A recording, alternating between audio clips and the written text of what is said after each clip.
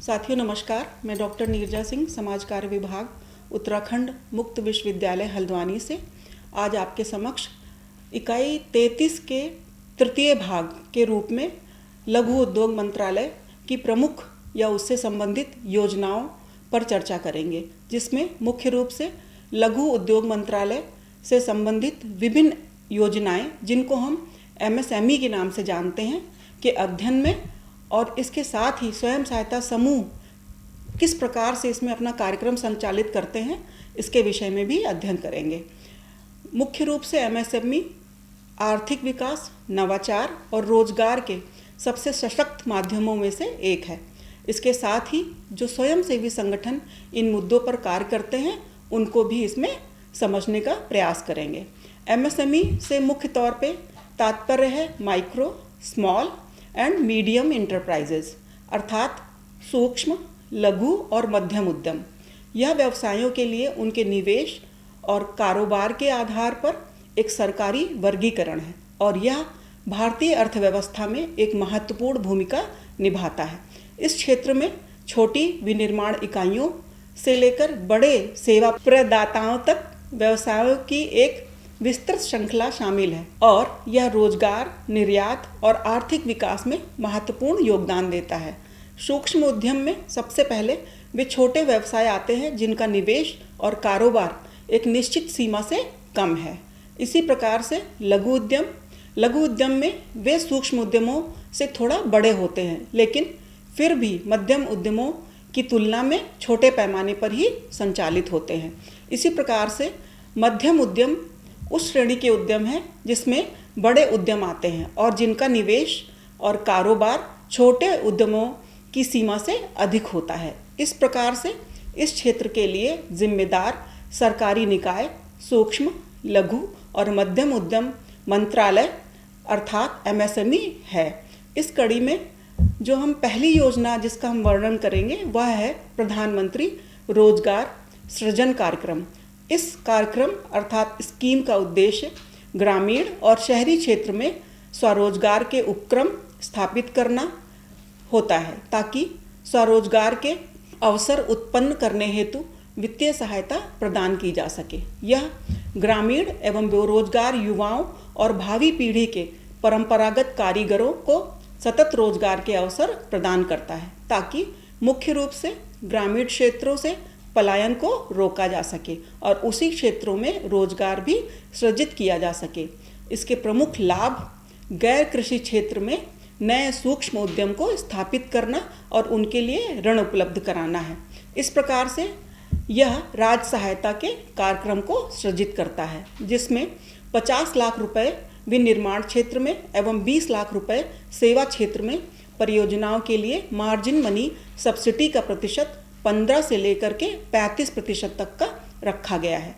इसमें विशेष रूप से अनुसूचित जाति, अनुसूचित जनजाति, अन्य पिछड़ा वर्ग, महिलाओं, अल्पसंख्यकों, अवकाश प्राप्त सैनिकों, ट्रांसजेंडर, आकांक्षी जिलों, पूर्वोत्तर और पर्वतीय और सीमावर्ती क्षेत्र को शामिल किया गया है और इससे संबंधित लाभार्थियों के लिए मार्जिन मनी सब्सिडी ग्रामीण क्षेत्र में 35% और इसी प्रकार से शहरी क्षेत्रों में 25% है, जिसमें लाभार्थियों का अंशदान सामान्य श्रेणी के लाभार्थियों हेतु परियोजना लागत का 10% तथा विशेष श्रेणी के परियोजना लागत का 5% है।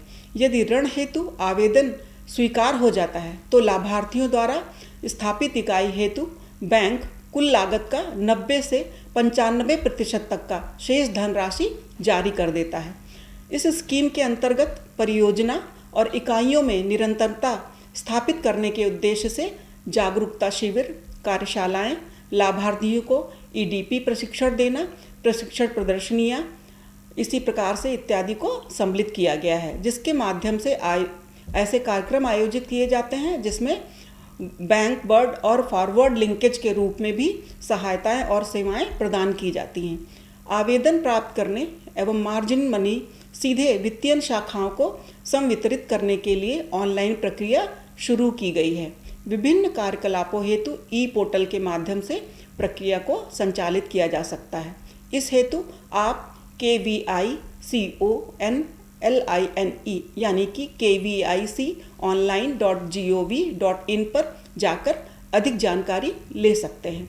इसी श्रृंखला में अगला सूक्ष्म और लघु उद्यमों के लिए ऋण गारंटी निधि ट्रस्ट है, जिसमें ऋण गारंटी निधि ट्रस्ट का उद्देश्य MSME को कोलेटरल या आनुषंगिक मुक्त ऋण प्रदान करना है। अब प्रश्न उठता है, कोलेटरल मुक्त ऋण क्या होता है? तो यह एक ऐसा ऋण है जिसमें उधारकर्ता को संपत्ति जैसे घर, शेयर या फिक्स डिपॉजिट को गिरवी रखने की आवश्यकता नहीं होती है। इसके बजाय बैंक और वित्तीय संस्थान उधारकर्ता को उसकी क्रेडिट योग्यता, आय की स्थिरता और पुनर्भुगतान क्षमता जैसे कारकों के आधार पर ऋण स्वीकृत करते हैं। ये ऋण उन लोगों या व्यवसाय के लिए आदर्श हैं जो अपनी मूल्यवान संपत्ति को जोखिम में डाले बिना तुरंत धन प्राप्त करना चाहते हैं। इसी प्रकार से इसके कार्यान्वयनकर्ता के रूप में MSME मंत्रालय और सिडबी को सम्मिलित किया गया है। दिनांक 1/4/2025 से बिना किसी कोलेटरल और तीसरे पक्ष की गारंटी के 10 करोड़ रुपए तक का ऋण प्रदान किया जाता है। इसमें गारंटी कवर ऋण राशि का 75 से 90% है। बैंकों को बिना किसी कोलेटरल या आनुषंगिक ऋण देने के लिए यह प्रोत्साहित करता है। इसके लिए अगर आप विस्तृत दिशा निर्देशों को देखना चाहते हैं तो आप इसकी वेबसाइट cgtmsc.in पर जाकर के देख सकते हैं। इसी प्रकार से सूक्ष्म और लघु उद्यम क्लस्टर विकास कार्यक्रम है। इस कड़ी में यह योजना मुख्य रूप से प्रौद्योगिकी कौशल एवं गुणवत्ता, बाजार पहुंच जैसे सामान्य मुद्दों में सुधार करके MSE को सततता, प्रतिस्पर्धात्मकता और विकास को बढ़ावा देना शामिल करती है। इसमें MSE के नए मौजूदा औद्योगिक क्षेत्र और क्लस्टरों में बुनियादी अथवा इंफ्रास्ट्रक्चर लाभ प्रदान करना शामिल है। इसके लिए आप cgtmsc.in पर जाकर के अधिक जानकारी ले सकते हैं।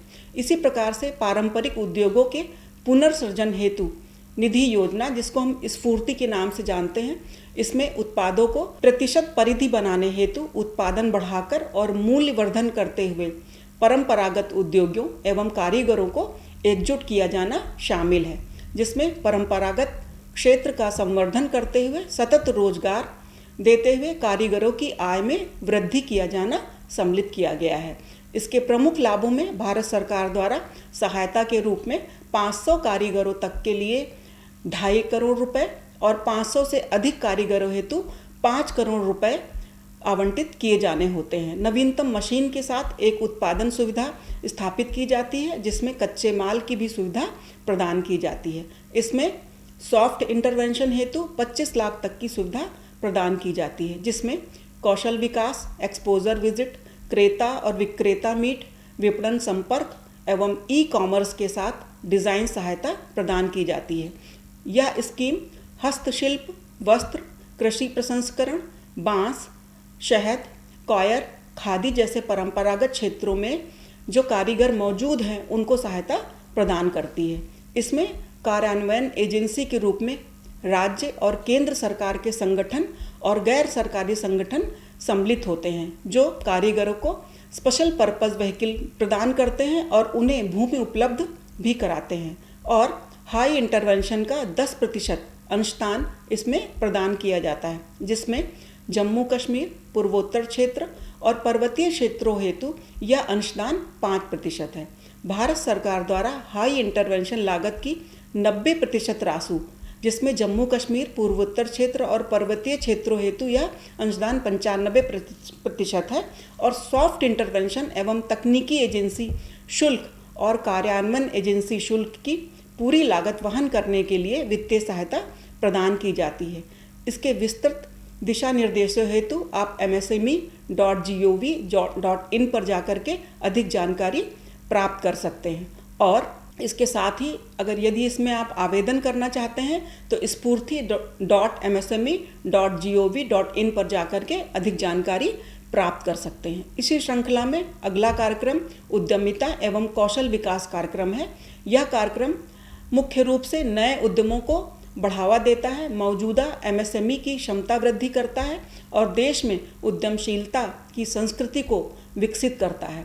इस योजना के प्रमुख लाभ समाज के विभिन्न वर्गों के विकास, उपलब्धि, प्रेरणा एवं उद्यमशीलता कौशल द्वारा उद्यमिता के आधार पर विस्तार प्रदान किया जाना है। यह स्कीम आकांक्षी और मौजूदा उद्यमियों पर लागू होती है।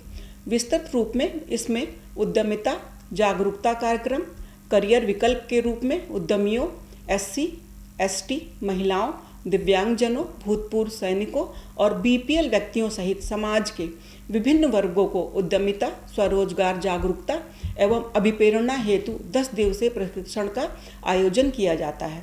उद्यमिता सह कौशल कार्यक्रम के अंतर्गत कृषि आधारित उत्पादों, होजरी, खाद्य एवं फल प्रसंस्करण उद्योग, कारपेट बुनना, मैकेनिकल इंजीनियरिंग कार्यशाला, machine shop, heat treatment, electroplating basic, उन्नत welding, fabrication, sheet metal work, basic और उन्नत बढ़ईगिरी, ग्लास और सिरेमिक आदि का 6 माह का उद्यमिता और कौशल प्रशिक्षण संचालित किया जाता है।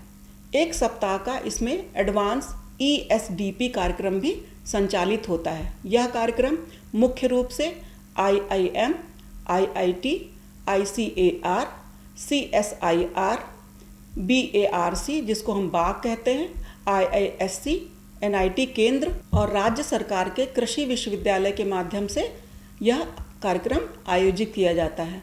इसी श्रृंखला में प्रबंधन विकास कार्यक्रम भी है जिसको हम MDP के नाम से जानते हैं। मौजूदा उद्यमियों और उनके पर्यवेक्षी कर्मचारियों को औद्योगिक प्रबंधन, मानव संसाधन प्रबंधन, विपणन प्रबंधन अर्थात मार्केटिंग, निर्यात प्रबंधन, दस्तावेजीकरण और कार्यविधि सामग्री या मटीरियल प्रबंधन, इसके साथ ही वित्तीय और कार्यशील पूंजी प्रबंधन, सूचना प्रौद्योगिकी, डिजिटल मार्केटिंग, गुणवत्ता प्रबंधन, QMS, ISO 9000, EMS, WTO, IPR और आपूर्ति श्रृंखला प्रबंधन, खुदरा प्रबंधन, संभार तंत्र अर्थात लॉजिस्टिक्स प्रबंधन इत्यादि जैसे विषयों में प्रबंधन क्षमता निर्माण के लिए 1 सप्ताह का प्रशिक्षण कार्यक्रम आयोजित किया जाता है, जिसमें 1 सप्ताह का अग्रिम MDP प्रशिक्षण प्रदान किया जाता है, जिसमें IIM, IIT, ICAR, CSIR, BARC, IISc, NITS केंद्र एवं राज्य सरकार के कृषि विश्वविद्यालय और अन्य प्रतिष्ठित संस्थानों द्वारा प्रशिक्षण प्रदान किया जाता है। इसके लिए भी आप MSME की वेबसाइट पे अधिक जानकारी ले सकते हैं। इस प्रकार से अगला कार्यक्रम ऋण संबंध पूंजीगत सब्सिडी योजना है, जिसको हम CLCSS के नाम से जानते हैं।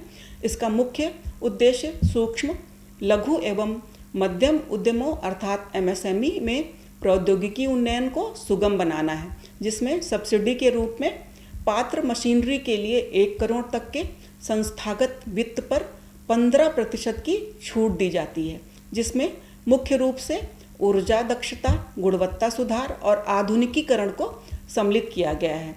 इसी प्रकार से अगला कार्यक्रम नवाचार, ग्रामीण उद्योग और उद्यमिता संवर्धन योजना है, जिसको हम एस्पायर के नाम से जानते हैं।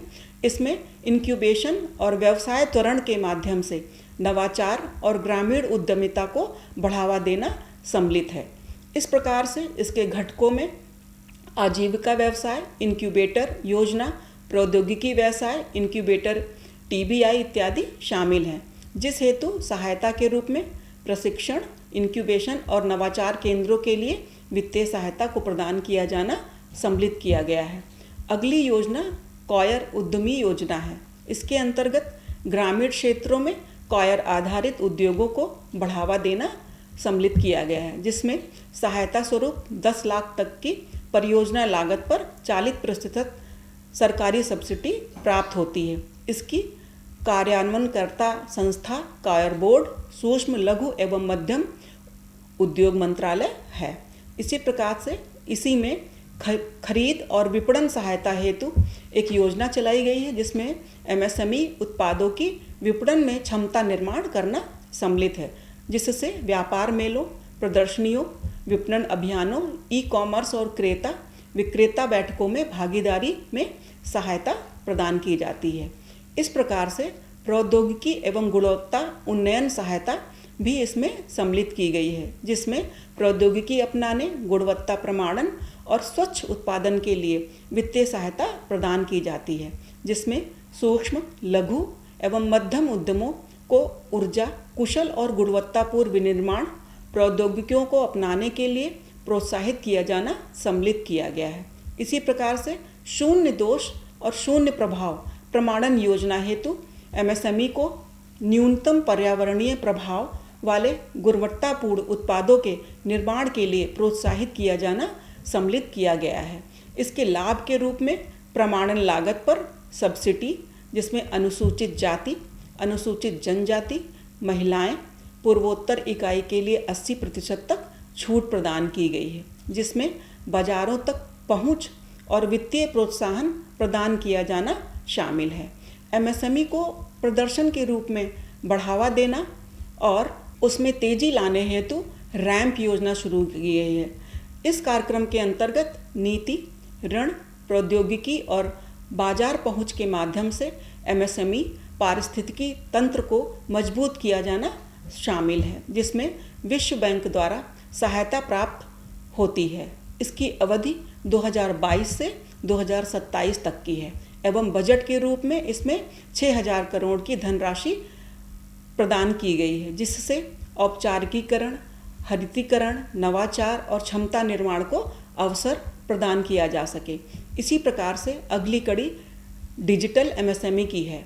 डिजिटल एमएसएमई योजना का उद्देश्य डिजिटल और क्लाउड आधारित तकनीकों को अपनाने के लिए प्रोत्साहित करना है, जिसमें लेखांकन, ERP, ई-कॉमर्स आदि के लिए IT समाधानों एवं सब्सिडी वाली पहुंच में सहायता प्राप्त की जा सकती है।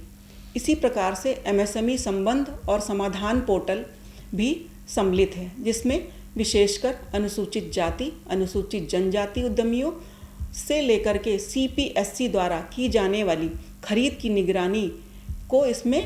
निगरानी की जाती है, जिसमें एमएसएमई को विलंबित भुगतानों के ऑनलाइन समाधान हेतु सहूलियत प्रदान की जाती है। इसी प्रकार से अगली योजना एमएसएमई चैंपियंस योजना है, जो 2021 से आगे इसमें प्रतिस्पर्धात्मक प्रौद्योगिकी बाजार पहुंच और शिकायत निवारण के लिए एमएसएमई को समग्र समर्थन हेतु सहायता प्रदान करना शामिल है, जिसमें एमएसएमई सतत हरितीकरण, एमएसएमई नवप्रवर्तन, एमएसएमई इंक्यूबेशन, एमएसएमई प्रतिस्पर्धी लीन एवं ZED को सम्मिलित किया गया है।